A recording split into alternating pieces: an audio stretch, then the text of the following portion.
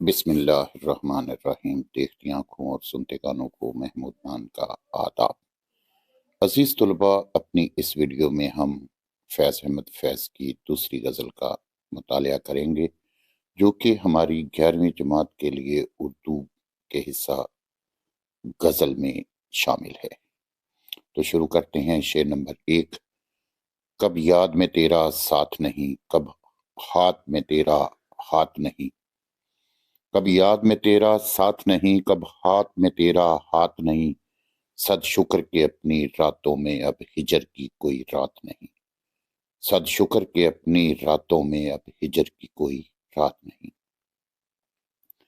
کب ہر لمحہ ساتھ، قربت کے معنی ہاتھ یعنی کہ ہاتھ، ہینڈ انسان کا، صد شکر بہت شکر، 100 دفعہ شکر، بے حد و حساب شکر۔ ہجر کے معنی جدائی کے ہیں، تنہائی کے ہیں۔ اس شعر کا مفہوم کچھ اس طرح سے ہے کہ اے محبوب، میں ہر لمحہ تجھے اپنے ساتھ پاتا ہوں، تیرا ہاتھ مجھے ہمہ وقت حوصلہ دیتا رہتا ہے۔ اللہ کا لاکھ لاکھ شکر ہے کہ اب ہماری راتوں میں تنہائی اور جدائی کا ایک پل بھی نہیں۔ تشریح۔ فیض احمد فیض کو رومانوی اور انقلابی شاعر کے طور پر جانا جاتا ہے۔ زیر تشریح غزل انہوں نے دوران ملک بدری میں لکھی، جس میں وہ اپنی یادوں کو مخاطب کرتے ہیں۔ شاعر کہتے ہیں کہ محبوب، جب سے ہم آپ سے دور ہوئے ہیں، ہم نے تمہاری یادوں کو اپنا شریک بنا لیا ہے۔ میں تمہارے ساتھ گزرے لمحات کو یاد کرتا ہوں اور اس طرح میری تنہائی رونق میں بدل جاتی ہے۔ اپنی خوبصورت یادوں کو یاد کر کے دل کو گرماتا ہوں اور تنہائی کے کرب کو شکست دینے کی کوشش کرتا ہوں۔ بقول شاعر، اجالے اپنی یادوں کے ہمارے ساتھ رہنے دو، اجالے اپنی یادوں کے ہمارے ساتھ رہنے دو، نہ جانے کس سفر میں زندگی کی شام ہو جائے، نہ جانے کس سفر میں زندگی کی شام ہو جائے۔ فیض احمد فیض نے جب یہ غزل تخلیق کی تو وہ وطن سے دور تھے، اس لیے شاعر اس تارے کے طور پر وطن کو پکار رہے ہیں کہ اے میرے پیارے وطن، تیری یادیں میرے ساتھ رہتی ہیں، تیرا حوصلہ میرا بازو بن کر مجھے قوت دیتا ہے۔ اے پیارے وطن، تو نے مجھے نام دیا، عزت دی، شہرت دی، اتنی یادیں تیرے ساتھ جڑی ہوئی ہیں کہ میری اداسی ختم ہو گئی ہے۔ عزیز طلباء، دوسرے الفاظ میں ہم کہہ سکتے ہیں کہ اس غزل میں فیض احمد فیض کا محبوب کوئی گوشت پوست کا انسان نہیں، بلکہ اس کا وطن محبوب ہے، اور وہ یہ غزل اپنے وطن کے بارے میں لکھتے ہیں۔ بقول شاعر، وطن سے محبت تقاضا وفا کا ہے، وطن سے محبت تقاضا وفا کا ہے، کہ رستہ نہ روکا کبھی بھی ضیاء کا۔ ضیاء کے معنی ہے روشنی کے۔ اسی طرح دوسرے مصرے میں شاعر اللہ تعالیٰ کی ذات کا لاکھ لاکھ شکر ادا کرتے ہوئے کہتے ہیں کہ اب ہماری زندگی میں جدائی کی راتیں چلی گئی ہیں۔ میں جب اداس ہوتا ہوں تو تجھے یاد کر کے اپنے دل کو آباد کر لیتا ہوں۔ اس طرح سے ہجر کی راتیں ہماری زندگی میں رونق کی صورت اختیار کر گئی ہیں۔ دوسرے الفاظ میں شاعر کہتے ہیں کچھ لوگوں نے اسے غدار قرار دے کر ملک بدر کر دیا ہے اور وطن سے دور کر دیا ہے، لیکن انہیں کیا معلوم کہ کسی کو کسی سے دور تو کیا جا سکتا ہے لیکن دل سے نکالا نہیں جا سکتا۔ فیض احمد فیض کو ملک سے نکالا جا سکتا ہے، لیکن فیض احمد فیض کے دل سے وطن کی محبت کو نہیں نکالا جا سکتا۔ شاعر اپنے وطن سے اور محبوب سے دور ضرور ہے، لیکن محبوب اور وطن کی یادیں اس کے دل میں ہمہ وقت آباد ہیں۔ بقول شاعر، یاد ماضی عذاب ہے یا رب، چھین لے مجھ سے حافظہ میرا۔ شاعر کہتے ہیں وطن کی یادیں تصویر بن کر میری آنکھوں میں گھوم جاتی ہیں، میرے احساسات کو تڑپا جاتی ہیں، مجھے میرا محبوب اور میرے وطن کی یادیں اداس نہیں ہونے دیتی، میری تنہائی کو آباد کر رکھا ہے میرے وطن کی اور میرے محبوب کی یادوں نے۔ شعر نمبر 2۔ مشکل ہیں اگر حالات وہاں، دل بیچ آئیں جان دے آئیں۔ مشکل ہیں اگر حالات وہاں، دل بیچ آئیں جان دے آئیں۔ دل والو کوچائے جانا میں کیا ایسے بھی حالات نہیں؟ دل والو کوچائے جانا میں کیا ایسے بھی حالات نہیں؟ مشکل حالات کے معنی ہیں خطرناک حالات، مشکل دن۔ وہاں سے مراد ہے وطن کی طرف اشارہ ہے۔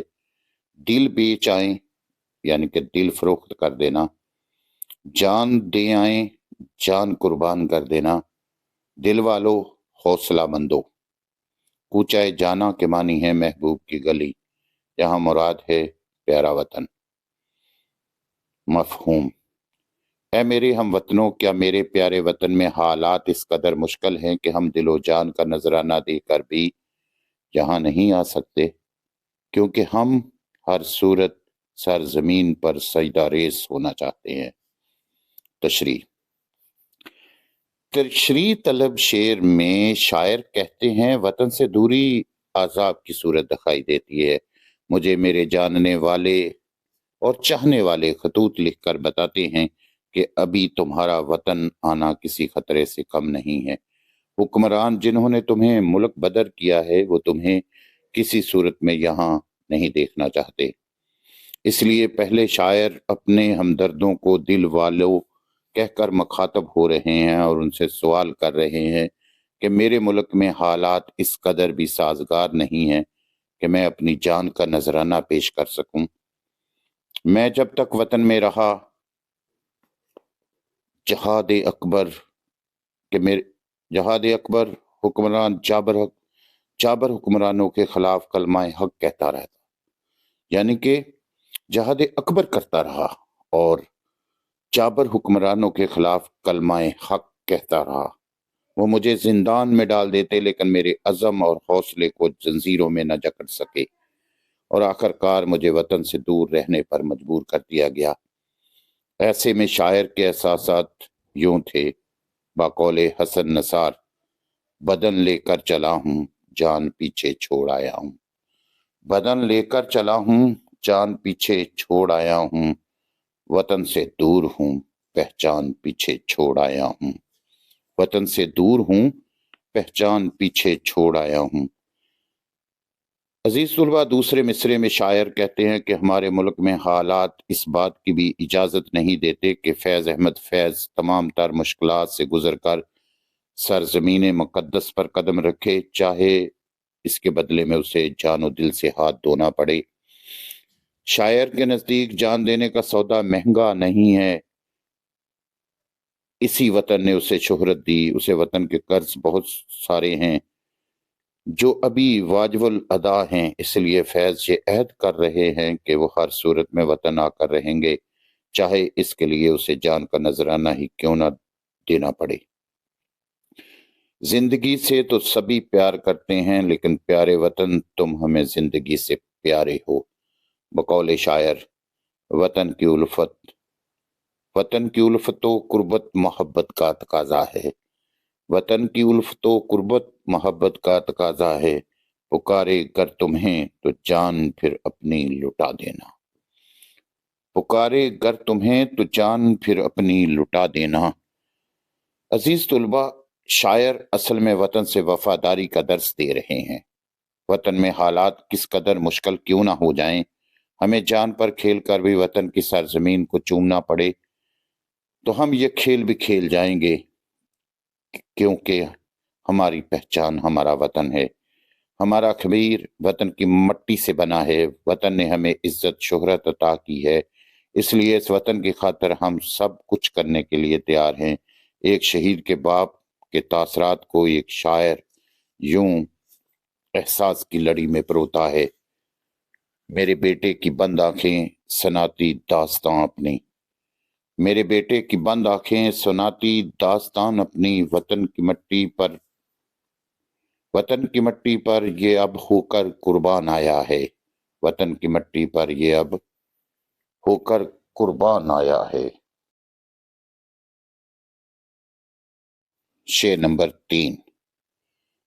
جس دج سے کوئی مقتل میں گیا وہ شان سلامت رہتی ہے، جس دج سے کوئی مقتل میں گیا وہ شان سلامت رہتی ہے، یہ جان تو آنی جانی ہے، یہ جان تو آنی جانی ہے، اس جان کی تو کوئی بات نہیں۔ دج کے معنی ہے انداز یا طریقہ، مقتل کے معنی ہے قتل گاہ، قتل ہونے کی جگہ یا مرنے کی جگہ۔ آنی جانی، آنے اور جانے والی ہے، کوئی بات نہیں، غیر اہم ہے، اس کی کوئی قیمت نہیں ہے۔ مفہوم: مرنا تو ہر ذی روح کا مقدر ہے، مرنے کا انداز یاد رکھا جاتا ہے۔ یہ جان تو غیر اہم ہے لیکن مقصد کی خاطر قربان ہونے پر عام ترین بن جاتی ہے۔ تشریح طلب شعر فیض احمد فیض کی شاعری کا حاصل اور ضرب المثل کا حامل شعر ہے۔ موت برحق ہے، اس سے انکار ناممکن ہے، ہر کسی نے مرنا ہے، جو پیدا ہوتا ہے اس نے آخر مرنا ہے، جیسا کہ قرآن مجید میں ارشاد باری تعالیٰ ہے، کل نفس ذائقۃ الموت، ہر ذی روح نے موت کا مزہ چکھنا ہے۔ عزیز طلبہ، مصرع اولیٰ میں شاعر کہتے ہیں کہ مقتل میں جانے کا انداز یاد رکھا جاتا ہے، جو جس انداز میں اپنی جان کھال کے حقیقی کے سپرد کرتا ہے وہ انداز قابل ذکر ہوتا ہے۔ خدا کے نام پر سر کٹانے والے ہمیشہ کے لیے امر ہو جاتے ہیں، ان کا سر کٹانے کا انداز دلبرانہ یاد رکھا جاتا ہے، ان کی شان بے نیازی یاد رکھی جاتی ہے۔ وہ سر کٹانا تو جانتے ہیں، سر جھکانا اس کی فطرت نہیں ہوتی۔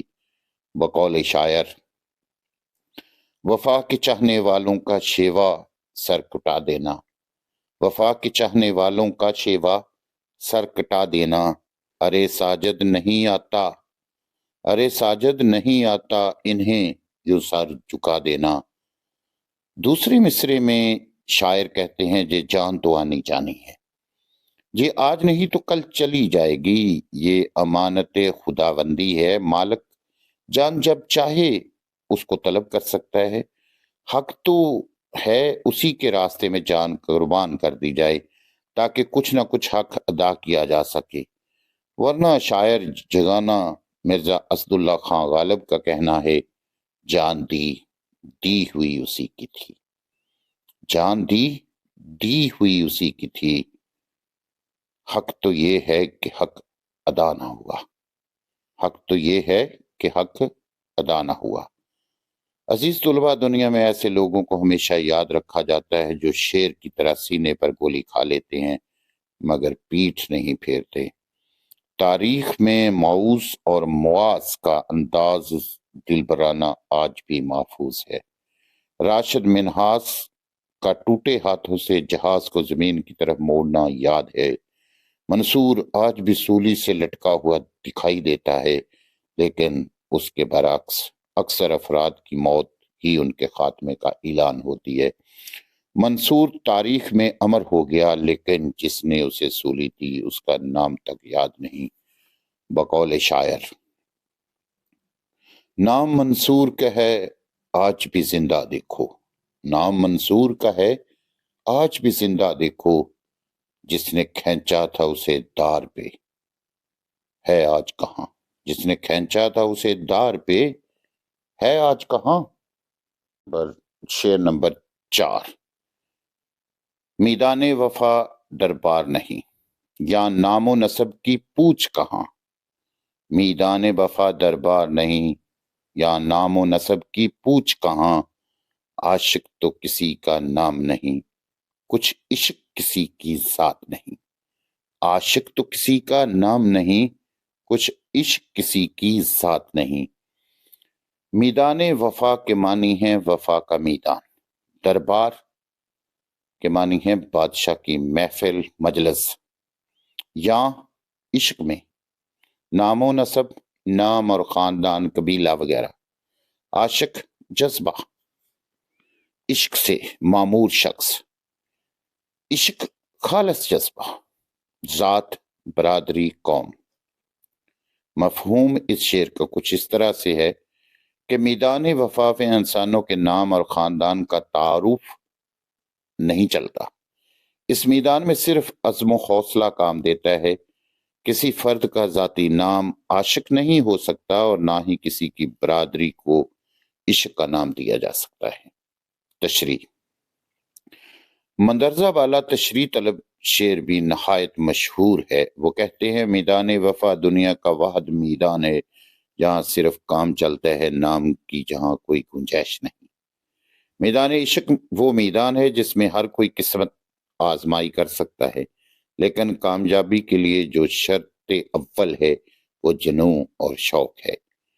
میدان عشق میں سرخرو ہونے والے کو دنیا نام دیتی ہے اور وہ تاریخ میں امر ہو جاتا ہے۔ حضرت بلال رضی اللہ تعالیٰ عنہ کے من میں یہ عشق سوار ہوا تو تاریخ نے انہیں عاشق صادق اور محسن رسول کے نام سے پکارا۔ اسی طرح عشق مجازی کے میدان میں فرحاد نامی عام شخص نے شیریں کے ساتھ عشق نبھایا۔ اس کی خاطر پہاڑ کو کاٹ کر نہر کھود دی، لیکن شیریں کے نہ ملنے پر اسی تیشے سے اپنا خاتمہ کر لیا۔ اسے موت تو آ گئی، لیکن تاریخ عشق میں اس کا نام جگمگاتا رہ گیا۔ بقول شاعر: محبت میں جان دے کے الفت کمائی، محبت میں جان دے کے الفت کمائی، وہ راہ محبت کے غازی جو ٹھہرے، وہ راہ محبت کے غازی جو ٹھہرے۔ دوسرے مصرے میں شاعر کہتے ہیں عاشق کسی فرد کا ذاتی نام نہیں ہے، بلکہ یہ ایک صفاتی نام ہے، یعنی جو شخص میدان عشق میں سرخرو اور کامیاب ہوتا ہے وہی عاشق کہلانے کا حقدار ہوتا ہے۔ اسی طرح عاشقی کسی کی ذات اور برادری نہیں ہے۔ مکتب عشق سے وابستہ عاشق ہی عاشقی کے عہدے پر فائز ہوتا ہے۔ عشق میں ذات پات، برادری، خاندان، قبیلہ کچھ نہیں چلتا۔ الطاف حسین حالی نے اس کا اظہار کچھ یوں کیا تھا: کیس ہو، کوہکن ہو یا حالی، کیس ہو، کوہکن ہو یا حالی، عاشقی کچھ کسی کی ذات نہیں۔ اگر ایک اور انداز سے دیکھا جائے تو وطن سے محبت بھی عشق کہلاتا ہے۔ کسی بھی نسل، خاندان یا قبیلے سے تعلق رکھنے والا کوئی بھی شخص وطن سے سچی محبت اور سچا عشق نبھا سکتا ہے۔ ہر شہری محب وطن ہو سکتا ہے۔ اس کے لیے کسی خاص برادری سے تعلق ہونا ضروری نہیں ہے۔ ہر محب وطن کی سوچ ایک ہوتی ہے، نظریہ ایک ہوتا ہے۔ بقول شاعر: وطن کی چاہت تو الفت میں جان تک لٹاتے ہیں، وطن کی چاہت تو الفت میں جان تک لٹاتے ہیں، سبھی کا درد ایک جیسا، سبھی کی سوچ ایک جیسی، سبھی کا درد ایک جیسا، سبھی کی سوچ ایک جیسی۔ شعر نمبر 5۔ گر بازی عشق کی بازی ہے جو چاہو لگا دو ڈر کیسا، گر بازی عشق کی بازی ہے جو چاہو لگا دو ڈر کیسا، گر جیت گئے تو کیا کہنا، ہارے بھی تو بازی مات نہیں۔ گر کے معنی ہے اگر، بازی کھیل، ڈر کیسا کوئی خوف نہیں ہے، کیا کہنا کیا بات ہے، مات نہیں کا مطلب ہے ہار، شکست۔ مفہوم: اے مرد حق، اگر تم میدان عشق کے شاہ سوار ہو تو تم سے جو بن پاتا ہے کر ڈالو۔ اگر جیت تمہارا مقدر ٹھہری تو دنیا تمہیں احترام دے گی، اور اگر ہار بھی قسمت میں قرار پائی تو اس ہار کا نام بھی میدان عشق میں جیت ہی ہے۔ تشریح: فیض احمد فیض کا یہ شعر غزل کا آخری شعر ہے جس میں عزم کی اہمیت بیان کر رہے ہیں۔ وہ عزم کو بازی عشق قرار دیتے ہیں کہ عشق کی بازی میں ہمیں عزم و استقلال کا مظاہرہ کرنا پڑتا ہے۔ عشاق لوگ میدان عشق میں کودنے کے بعد کسی قسم کی مشکل سے ٹکرانے کے لیے تیار ہو جاتے ہیں۔ اس لیے فیض اپنے چاہنے والوں کو یہ پیغام دے رہے ہیں کہ اگر آپ میدان عشق کے شاہ سوار ہیں تو پھر تمہیں یہ بازی ضرور کھیلنا ہوگی۔ اس کے لیے آپ کے پاس جو کچھ ہے وہ آپ اس بازی پر لگا سکتے ہو۔ تمہیں مشکلات ضرور ہوں گی، لیکن آخر میں کامرانی تمہارا مقدر بنے گی۔ بقول شاعر، محبت میں وہی جیتا جو اکثر ہار جاتا ہے، محبت میں وہی جیتا جو اکثر ہار جاتا ہے، یہ بازی عشق کی بازی، یہاں اکثریت جیت ہوتی ہے، یہاں اکثر جیت ہوتی ہے، یہ بازی عشق کی بازی یا اکثر جیت ہوتی ہے۔ عزیز طلباء، دوسرے مصرعے میں شاعر حوصلہ دیتے ہوئے عشاق سے مخاطب ہیں کہ اگر تم میدان عشق سے سرخرو ہو کر لوٹو گے تو دنیا میں تمہارا نام اور مقام بنے گا، دنیا تمہیں اپنا ہیرو مانے گی، دنیا میں تمہارے نام کے چرچے ہوں گے، دنیا میں تجھے عزت اور سرفرازی ملے گی۔ اگر خدا نخواستہ شکست تمہارا مقدر بن جاتی ہے، یعنی تم ناکام ہو جاتے ہو، تو بھی یہ ناکامی تمہارا عزم اور حوصلہ قرار پائے گی کہ تم نے اس میدان میں عشق میں قدم رکھا، جس کے بارے میں ہمارے عظیم شاعر مرزا غالب کا خیال ہے، یہ عشق نہیں آسان، بس اتنا سمجھ لیجئے، یہ عشق نہیں آسان، بس اتنا سمجھ لیجئے، ایک آگ کا دریا ہے اور ڈوب کے جانا ہے۔ میدان عشق کا ہر دستور نرالا ہوتا ہے۔ عزیز طلباء، اس میدان میں شکست کا تصور بھی موجود نہیں ہے، جو بھی اس میدان عمل میں آیا وہ کامران ٹھہرا، کیونکہ عاشقوں کا دستور حیات نرالا ہوتا ہے، انوکھا ہوتا ہے، دنیا دار لوگوں سے الگ ہوتا ہے۔ وہ ہر دو صورتوں میں محبوب کو حاصل کرنا چاہتے ہیں یا پھر محبوب کے ہو جانا چاہتے ہیں۔